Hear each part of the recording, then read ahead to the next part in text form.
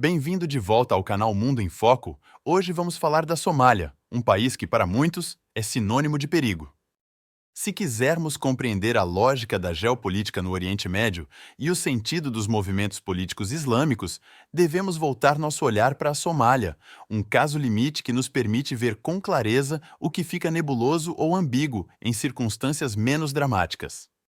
Entre os Estados-nação considerados fracassados no mundo, a Somália é o primeiro colocado, de acordo com a Peace Foundation e o Brookings Institute.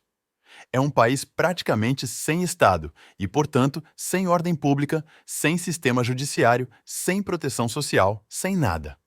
Seu povo combina a extrema pobreza, a organização por clãs e a dominação por senhores da guerra. Além disso, a Somália fica na região nordeste da África, que nos últimos anos ganhou as manchetes dos jornais ao se tornar foco de pirataria marítima. Trata-se também de um território onde fica claro o caráter nacionalista e moderno dos movimentos islâmicos, que buscam estabelecer a ordem em meio ao caos. Ao contrário do que afirma o saber convencional ocidental, estes últimos não se caracterizam principalmente por ser expressão do fundamentalismo religioso, mas como movimentos políticos voltados para a liberação nacional e a formação do Estado-nação. Eles usam a religião para enfrentar dois flagelos: a dominação externa e o atraso e desunião de sua própria sociedade. Para isso, procuram reproduzir o que os países desenvolvidos fizeram, construindo uma nação e formando um Estado que sirva de instrumento para conseguirem, além da ordem, os objetivos políticos das sociedades modernas: liberdade, bem-estar econômico, justiça social e proteção do ambiente. A Somália é um país de 10 milhões de habitantes. Ao contrário de muitos estados africanos, é um país homogêneo do ponto de vista da língua. Todos falam o somali e religioso. Todos são muçulmanos sunitas. Sua estrutura é de clãs, tradicional a todos os povos da região. A Somália foi dominada no final do século XIX pela Grã-Bretanha e pela Itália. Logrou independência em 1960. Desde 69 até 91 foi dirigida por um general, Mohamed Siad Barre, que pretendia modernizar o país, mas não conseguia controlá-lo. Em 91, ele foi derrubado pelos senhores de guerra e, desde então, imperou o caos. A Somália se situa em um ponto estratégico do continente, no chamado Chifre da África, dominando o Golfo de Adém e, juntamente com o Djibouti, a entrada para o Mar Vermelho. Aí está o interesse que desperta. Afinal, trata-se de uma região em que os recursos petrolíferos continuam a determinar a geopolítica imperial. Em 1992, depois da Guerra do Golfo, e em um momento de auge da hegemonia estadunidense, o presidente George W. Bush, pai, a pretexto da desordem que reinava no país e no Golfo, resolveu enviar milhares de marines para proteger os comboios de víveres. Os conselheiros do presidente, entretanto, a partir da constatação da divisão do país entre senhores de guerra rivais, subestimaram a capacidade de resistência nacional do povo somali. O resultado foi a Queda do Falcão Negro, episódio militar relatado em filme de Ridley Scott, no qual 2 helicópteros Black Hawks foram derrubados em Mogadíscio e morreram 18 soldados americanos. Os americanos retiraram-se da Somália.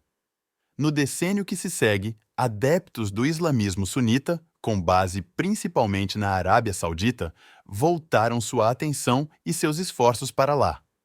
Construíram mesquitas, organizaram escolas corânicas, desenvolveram projetos de assistência social. O processo de renovação islâmica ganhou força em 2000, quando os anciãos dos clãs de Mogadíscio criaram uma rede informal de tribunais por bairros, a fim de estabelecer um mínimo de ordem na capital do país. Eles prenderam os acusados de assassinato e roubo, julgaram e os colocaram na prisão, usando como lei a Sharia, ou seja, a lei islâmica que foi aceita por todos os clãs. Os anciãos denominaram essa rede União dos Tribunais Islâmicos. Estavam, assim, construindo um Estado na Somália. O novo sistema conseguiu inclusive o apoio dos grandes, relativamente, empresários locais, que logravam mais segurança para seus negócios sem ter que pagar impostos. Como uma espécie de retribuição, eles resolveram contribuir para o Estado informal com a compra de armas. Em 2005, a CIA, que vinha acompanhando os acontecimentos, decidiu intervir. O sistema islâmico em formação lhes pareceu um perigo.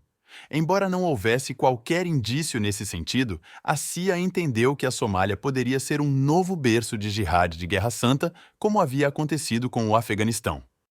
O governo dos Estados Unidos entrou em ação. Não chegou a dizer que buscava a democracia. Interveio em nome da ordem interna do país e da segurança nacional dos Estados Unidos. Escaldado, entretanto, pela experiência anterior, ao invés de enviar tropas, decidiu aliar-se e pagar os senhores de guerra. Ou seja, firmou laços com aqueles que eram os algozes da população há decênios. A estratégia, porém, não funcionou. O regime estabelecido pelos anciãos islâmicos já havia se desenvolvido. Reinava a ordem em Mogadíscio. Usando a bandeira da religião, os islâmicos haviam inclusive conseguido que boa parte da população entregasse suas armas, e conseguiram persuadir as cidades costeiras a não se dedicar à pirataria. Quando não eram ouvidos, eles tomavam de assalto os navios sequestrados. Tanto que, naquele ano, segundo a Agência Internacional Marítima de Londres, só houve 10 registros de incidentes desse tipo na região. Em dezembro de 2006, com o apoio e a participação de membros das Forças Especiais Americanas, a Etiópia invadiu a Somália e, em uma semana, expulsou o governo islâmico praticamente desarmado de Mogadíscio. Para extirpar o movimento islâmico, os Estados Unidos responsabilizaram-se por ataques aéreos e com mísseis originados de seus navios de guerra. Os islâmicos entraram na clandestinidade, mas, algumas semanas depois, retomaram a insurreição. E com força, apoiados pela população. O governo estabelecido era constituído de senhores de guerra. Rapidamente, perdeu o apoio dos clãs poderosos que poderiam ser seus aliados. No início de 2009, foi estabelecido um novo governo de transição, o 14º governo desde 91 desta vez, presidido por um jovem islâmico moderado. Mas esse governo está sendo gradualmente encurralado em um pequeno território em Mogadíscio. Os islâmicos, agora os mais radicais, mas nem por isso terroristas, já controlam a terceira cidade do país, Baidoa, e ali estabeleceram a Sharia. Eles estão mais bem armados e fortalecidos em seu intento de criar um Estado na Somália. Essa instabilidade política e social criou um ambiente propício para o surgimento de grupos terroristas, como o Al-Shabaab, que ainda hoje mantém uma presença significativa no país. A violência não é o único problema enfrentado pela Somália. A pobreza é onipresente, afetando a maioria da população. A falta de infraestrutura básica, como saúde e educação, agrava a situação.